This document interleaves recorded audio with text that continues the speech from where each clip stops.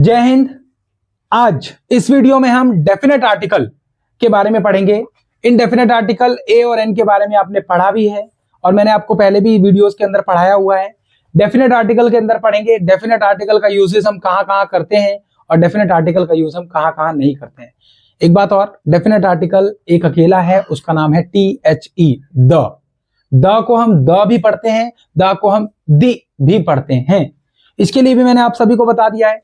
इसके बारे में भी आपको बताया जाएगा कब हमें द पढ़ना है और कब हमें दी पढ़ना है। इसी वीडियो में बताऊंगा, मैं इन बिटवीन बताऊंगा, मगर उससे पहले हम ये देख लेते हैं कि द का यूजेस हम कहां कहां करेंगे और द का यूजेस हम कहां कहां नहीं करेंगे। तो आइए शुरू करते हैं बिना टाइम लगाए। डेफिनेट आर्टिकल द, देखिए डू नॉट यूज द, हमें द का इस्तेमाल कहां कहां नहीं करना है उसके बारे में हम पहले समझ लेते हैं। नंबर 1, नेम ऑफ पर्सन, किसी भी व्यक्ति के नाम के साथ हम द का इस्तेमाल नहीं करते। किसी भी व्यक्ति के साथ, नाम के साथ में हम द का इस्तेमाल नहीं करेंगे। जैसे अगर मुझे बोलना है मोहन तो मैं केवल कहूंगा मोहन, द मोहन नहीं बोल सकता। मैं कहूंगा राकेश, मैं कहूंगा द राकेश नहीं बोल सकता। मुझे बोलना होगा ओनली राकेश, क्योंकि वो खुद एक क्या है, एक डेफिनेट आर्टिकल है। अब कैसे समझ में आ रहा है हमें? मैंने यहां इस क्लास के अंदर अगर मैं बोलता हूं अनमोल खड़े हो जाओ, अनमोल स्टैंड अप, तो केवल अनमोल खड़ा होगा, आप में से और कोई खड़ा नहीं होगा। समझ रहे हैं ना? तो नाम तो अपने आप में एक डेफिनेट है, तो इसीलिए पर्सन्स के साथ हम द का इस्तेमाल नहीं करते। अब देखिए नेम ऑफ सिटीज, शहर के नामों के साथ अगर मैं बोला मैं दिल्ली जा रहा हूं तो मुझे समझ में आ जाएगा कि दिल्ली जा रहा हूं, दिल्ली की जगह। इसी तरीके से कंट्रीज, देश, सबके देशों के नाम अलग अलग है बेटा, तो वो अपने आप में ही द है। आपके बीच में यहां पर एक और चीज आ रही होगी, अमेरिका अपने नाम के आगे लिखता है the USA, United states of America. ध्यान दीजिए, वो अमेरिका के साथ द नहीं लगा रहा, यूनाइटेड स्टेट्स ऑफ अमेरिका के साथ द अमेरिका नहीं लिखेगा, वो द USA लिखेगा। समझ गए ना? एक और चीज देखिए, इसी तरीके से द UK भी चलता है, the UK United kingdom. United kingdom किसे कहते हैं? ब्रिटिश सरकार जिसने पूरी धरती पर लगभग राज करा, उसको हम द UK। तो वो अपने नाम के आगे द नहीं लगाते हैं, बल्कि वो अपनी खासियत के आगे द लगाते हैं, जो यूनाइटेड है या फिर यूनाइटेड किंगडम है, इस तरह से। टाउन्स, गांव के नाम के आगे भी, जो सिटियां होती हैं, छोटे शहर, उनके नाम के आगे भी हम द का इस्तेमाल नहीं। कॉन्टिनेंट्स, कॉन्टिनेंट्स किसे कहते हैं? महाद्वीप को कहते हैं। 7 महाद्वीप हैं, आपको पता ही है, हम एशिया महाद्वीप पर रहते हैं, तो महाद्वीप के नाम के साथ भी आप द का इस्तेमाल नहीं करेंगे। नहीं बोलेंगे the Asia, the Antarctica, the Africa, इस तरीके से हम नाम नहीं लेंगे। क्यों नहीं लेंगे? क्योंकि ये खुद एक ही है। मैंने बोला मैं एशिया महाद्वीप पर रहता हूं, मतलब एक ही एशिया महाद्वीप है। याद रखिएगा, सबसे बड़ा महाद्वीप एशिया महाद्वीप है। लैंग्वेजेस, किसी भी भाषा के नाम के साथ भी द हिंदी, द इंग्लिश नहीं लिखना, आप ओनली हिंदी, ओनली इंग्लिश लिखेंगे। बात समझ में आ रही है ना? तो देखिए यहां पर भी आप किसी लैंग्वेज के साथ, मेरे को लिखना है हिंदी, मैं लिखूंगा हिंदी, मेरे को लिखना है इंग्लिश, मैं लिखूंगा इंग्लिश। मैं इनके नाम के साथ, यानी इनके पहले द का इस्तेमाल नहीं करूंगा, द नहीं लगाऊंगा। बात करते हैं चौथे पर, अनकाउंटेबल नाउन, जिसके साथ ए और एन नहीं लग रहा, उसके साथ हम द कैसे लगाएं?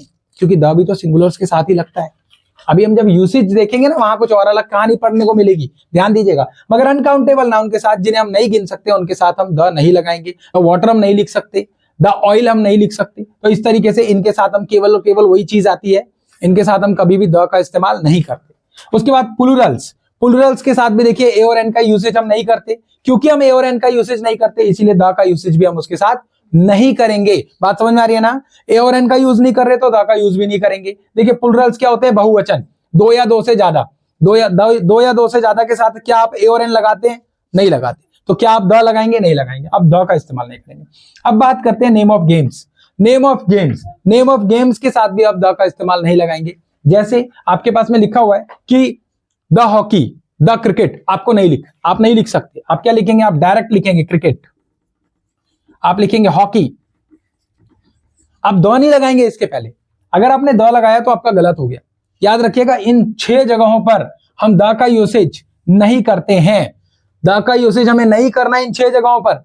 अब चलते हैं कि द का इस्तेमाल हमें कहां कहां करना है ना? और इंपॉर्टेंट तो यही है, क्योंकि अगर हमने ये पता लग गया कि यहां यहां द का इस्तेमाल कर सकते हैं, तो वहां हम बहुत बेहतर तरीके से द का इस्तेमाल कर सकते हैं। तो आइए शुरू करते हैं द का यूसेज। यूज ऑफ द का यूज कहां कहां कर सकते हैं? काउंटेबल नाउन्स के साथ। अब काउंटेबल नाउन क्या होते हैं? तो काउंटेबल नाउन जिन्हें गिन सकते हैं।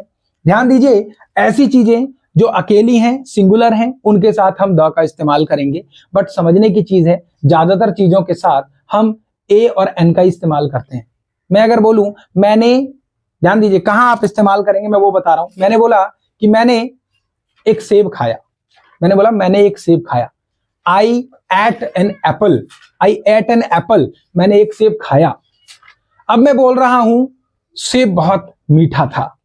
The Apple was sweet, the Apple was sweet. अब मैंने द का इस्तेमाल करा, भी आपने देखा मैंने द का इस्तेमाल करा। मैंने बोला द एप्पल वॉज स्वीट, मैंने कैसे लगा दिया। मैं कौन से सेब की बात कर रहा हूं, मैं उस सेब की बात कर रहा हूं जो मैंने खाया।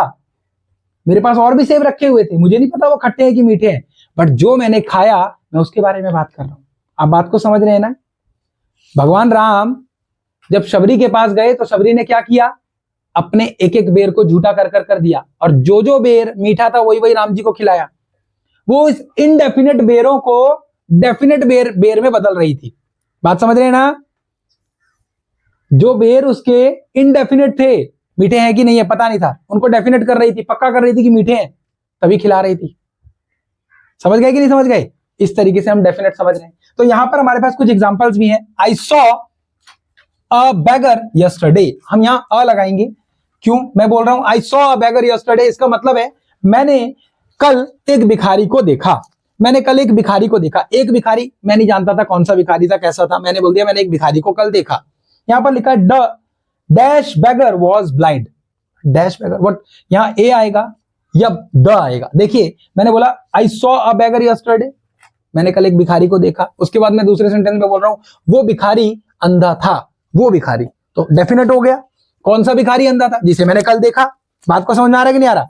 कौन सा भिखारी अंधा था, जिसे मैंने कल देखा। तो यहां पर मैं लिखूंगा कि the bagger was blind, the bagger was blind. आपको समझ में आया ना, कैसे इंडेफिनेट से डेफिनेट पे चेंज हो गए हम। यहां पर देखिए एक और पापा है। अब यहां पर मैं दो बच्चों को बुलाना चाहूंगा ताकि आपको इस कहानी को थोड़ा सा इंटरेस्टिंग बनाया जाए और आपको द के बारे में समझाया जाए। तो आप आ जाइए। अब आप सोचेंगे कि मैं इन दोनों के बीच में क्यों खड़ा हो गया। तो देखिए मैं आपको बता दूं, मैं इन दोनों के बीच में इसलिए खड़ा हुआ हूं क्योंकि इन दोनों के झगड़ा बहुत होता है, बहुत लड़ाई होती है इन दोनों के बीच में। अभी क्या हुआ, मैं आया, ये इनके फादर आए और इनके फादर साहब ने इसके लिए एक डॉल लेकर आए। पापा इसके लिए एक डॉल लेकर आए। अब इसको जब डॉल लेकर आए तो पापा ने बोला बेटा ये डॉल लो। पापा ने बोला बेटा डॉल लो। इसने देखा हाँ इसके लिए डॉल ले आए, मेरे लिए कुछ नहीं लाए।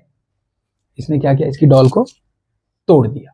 क्या कर दिया, तोड़ दिया। अब देखिए इसके पास ऑलरेडी बहुत सारी डॉल्स हैं, खुशी के पास पहले से बहुत सारी डॉल्स हैं, बट तोड़ी कौन सी वाली डॉल, जो पापा लेकर आए थे। भाई साहब ने कौन सी डॉल को तोड़ा है, जो पापा लेकर आए थे। अब समझने की चीज है, देखिए यहां पर आप थोड़े से इधर हो जाइए, आप भी इधर हो जाइए, झगड़ा नहीं करना, एक साथ खड़ा कर रहा हूं आप दोनों को, झगड़ा नहीं करना। देखिए यहां पर चलते हैं, पापा डॉल लेकर आए, जैसे ही दरवाजे में घुसे उन्होंने बोला खुशी this is a doll, this is a doll. खुशी को बोला, खुशी को डॉल दे दी गई, खुशी ने डॉल ले ली, खुशी डॉल ले ली खुशी ने। अब जैसे ही खुशी ने डॉल ली, खुशी खेल रही थी, भाई साहब आ गए, साहिल भाई साहब आ गए। तो डॉटर यानी कि खुशी ने कहा साहिल ब्रॉक द डॉल। किसको बोला, पापा को। बोला पापा Sahil broke the doll, the doll. अब पापा को पापा को अगर ये बोल देती पापा साहिल ब्रॉक अ डॉल, तो कहने का मतलब होता पापा साहिल ने एक डॉल को तोड़ दिया, एक डॉल को तोड़ दिया। कौन सी डॉल को तोड़ा, जो आप लाए वो नहीं, कोई नई मेरे पास पुरानी डॉल पड़ी हुई थी उसको तोड़ दिया। समझ गए ना। यहां पर जब द लगा दिया तो पापा को यह समझ में आ गया कि मैं अभी तो लाया था, अभी तोड़ दिया। कौन सी वाली डॉल तोड़ी, जो लाया था वो। इनडेफिनेट से डेफिनेट बना दी चीज को। बात समझ में आ रही है कि नहीं आ रही है। Please sit down. हमने पहला यूसेज देखा कि काउंटेबल नाउन्स के साथ कैसे द का यूज करते हैं। यहां देखते हैं यूज ऑफ द। अब हम दोबारा से यहां देखिए, नेम ऑफ रिवर्स। रिवर आपको पता है ये नदियों के नाम के साथ, हमेशा नदियों के नाम के साथ द का इस्तेमाल हम करते हैं। जैसे द गंगा, द यमुना, इस तरह से। उसके बाद नेम ऑफ एनिमल्स। अब यहां भी आपके साथ में फंडा है, यहां ऐसे नहीं कि मैंने लिख दिया और हो गया, नहीं, इसमें मैं समझा रहा हूं आपको एक एक चीज। लिखा है नेम ऑफ एनिमल्स। एनिमल्स जानवरों के नाम के साथ आप द लगाएंगे, बट आप कब लगाएंगे, जब उस पूरी जाति के बारे में आप बात कर रहे हो। उस जानवर की, उस पशु की पूरी जाति के बारे में जब आप बात कर रहे हैं तब आप द का इस्तेमाल करेंगे। देखिए यहां पर मैंने लिखा है dash dog is running after dash cat. देखो मैंने क्या लिखा, मैंने लिखा a dog is running after a cat. एक कुत्ता बिल्ली के पीछे भाग रहा है। एक कुत्ता एक बिल्ली के पीछे भाग रहा है। कुत्ता बिल्ली का पीछा करता है कि नहीं करता? ये दोनों आपस में, है ना। अब दूसरा सेंटेंस देखिए, dash dog and dash cat are natural enemies. ये क्या है? प्राकृतिक दुश्मन है। कुत्ते और बिल्ली की दोस्ती नहीं होती बेटा, ये आपस में दोनों दुश्मन होते हैं। तो पूरी जाति में कोई भी कुत्ता, एक आध कुत्ता आपके घर में कुत्ता बिल्ली पाल रखा और बोलो भैया वो तो दोस्त है, तो वो सब सीन नहीं है। यहाँ क्या सीन है? यहाँ ये सीन है कि ज्यादातर जो कुत्ता और बिल्ली है उनकी दुश्मनी है, दोस्ती तो नहीं है।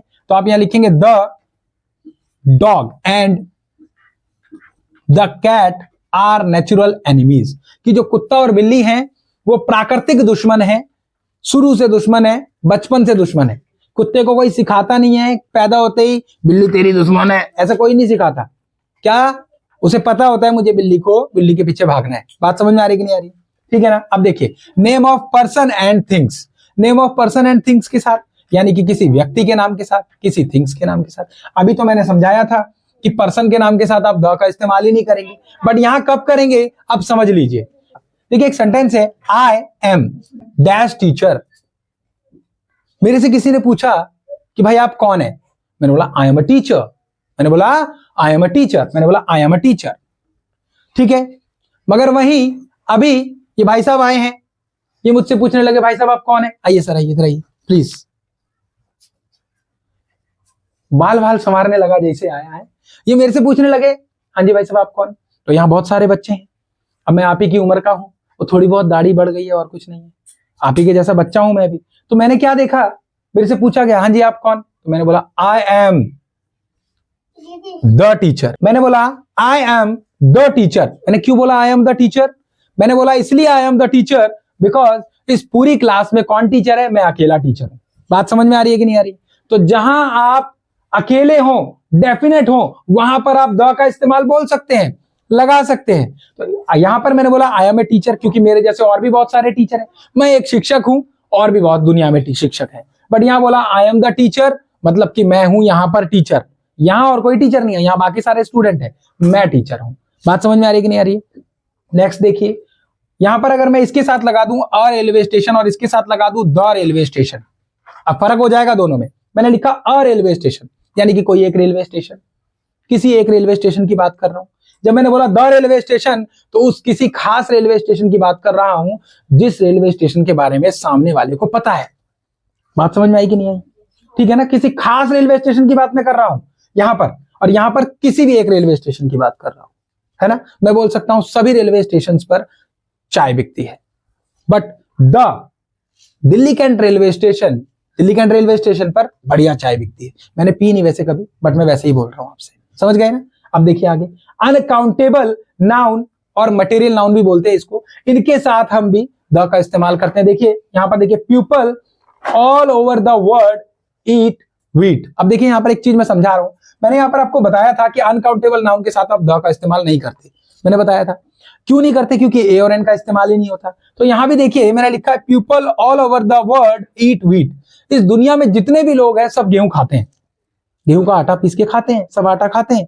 बट यहां अगर मैं बोलूं कि the wheat of this area is fine, किसी एक खेत में गया और वहां जाकर मैंने बोला कि the wheat of this area is fine, वहां के किसी एक स्पेशल जगह के जो गेहूं है अगर वो बहुत ही ज्यादा अच्छे हैं, सही है, तो मैं क्या बोल सकता हूं, the wheat of this area is fine. बात समझ में आई है? तो यहां पर हमने डेफिनेट कर दिया इसको फिर से। अब छठे पर चलते हैं, प्लूरल्स के साथ भी हम द का इस्तेमाल करते हैं। प्लूरल्स क्या है? बहुवचन।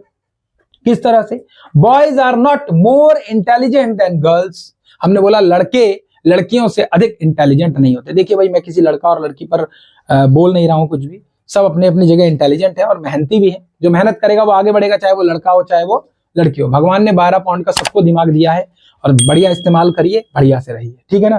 तो यहां पर क्या है, boys are not more intelligent than girl. एक सेंटेंस है, समझ लीजिए कि जो लड़के होते हैं वो लड़कियों से इंटेलिजेंट नहीं होते। यहां पर बॉयज मैंने बोला है तो ए और एन का इस्तेमाल तो हम करेंगे नहीं, बट जब नेक्स्ट सेंटेंस में बढ़ता हूं तो मैं यहां पर बोल रहा हूं कि the boys in this class, the boys in this class are not less intelligent.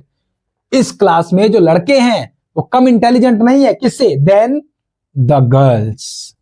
इस क्लास की लड़कियों से इस क्लास के लड़के कम इंटेलिजेंट नहीं है। इस सेंटेंस का मतलब यह है, स्पेशल क्लास की बात हो रही है, आप सबको डेफिनेट कर दिया गया है, किसी बाहर के बच्चे से आपका कंपैरिजन नहीं हो रहा है। बात समझ में आ रही कि नहीं आ रही?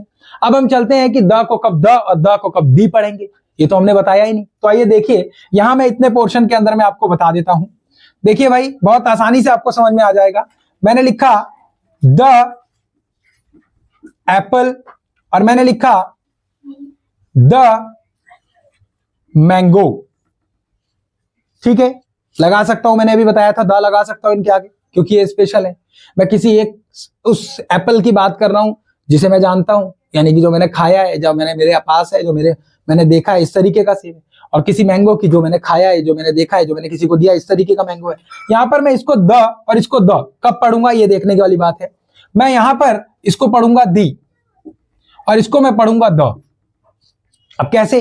देखिए भाई, ए ई आई ओ यू, अगर कोई वर्ड शुरू होता है ए ई आई ओ यू से, यानी वॉवल्स के साथ अगर कोई वर्ड शुरू होता है तो आप दी पढ़ेंगे, दी एप्पल।